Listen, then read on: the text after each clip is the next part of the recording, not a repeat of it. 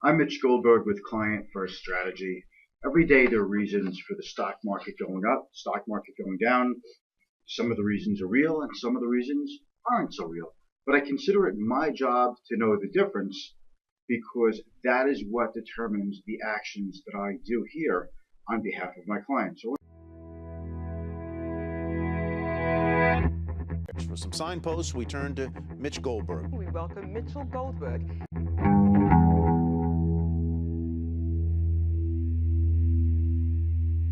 I'm going to show you a quick picture here. Okay, look, that's a little bit more than I wanted to show you. So what I'm going to do here is just enlarge this like so, get myself out of the picture here, and I want to show you what we have here. Okay, this is basically a picture of what's known as the yield curve. And if you see on the screen where my mouse is here, the 3-month and the 30-year, the 3-month T-bill, that's also known as the risk-free rate of return, and the 30-year bond. The difference between this number here and this number here, that determines the spread of the yield curve. Okay, so I take my message in the market often from the yield curve. Okay, you see the yields on the change in yield on these two interest rate products. Okay, so you see we haven't really seen a rise of inflation as measured by the consumer price index in quite some time, but with the rebound in the price of oil starting to look like it has some staying power, it has investors thinking that the Federal Reserve may now have the reason it needs to raise short-term rates. So that would be, at this juncture, perceived as a negative for stocks, since interest rate hikes are supposed to tamp down inflation and because it would slow down the economy.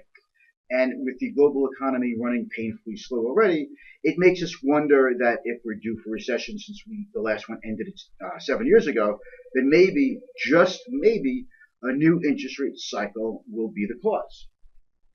So what you see here again is that when these two spreads converge, when they get a little bit closer, when the spread between these two, or the difference between the two, narrow between, again, the 3-month T-bill and the 30-year Treasury bond, when they narrow, that means the yield curve is getting tighter or narrower. Okay, it's a very big deal in my industry, and if the Fed is looking to raise rates, it's almost like they're a hammer looking for a nail. But if all assets are ultimately priced off of the risk-free rate of return, which is the 90-day, again, the 90-day Treasury bill, this one up over here, okay, then that could mean a price adjustment is on the way. So let me shrink this one. I'll come back into the camera. Here I am. Okay, hello.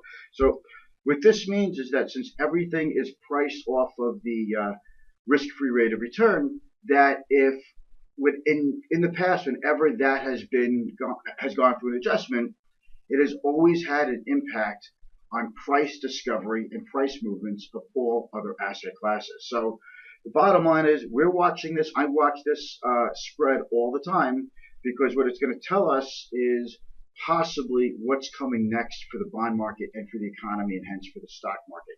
Thanks for watching. Hope you have any questions that you feel free to ask me. Hit me with some comments and I'll speak to you next time. Mitch Goldberg with Client First Strategy. Oh no, see you walking around like it's a funeral. Not so serious, girl, why those feet cold? We just getting started, don't you tiptoe, tiptoe. Waste time with the masterpiece, to waste time with the masterpiece. You should be rolling me, you should be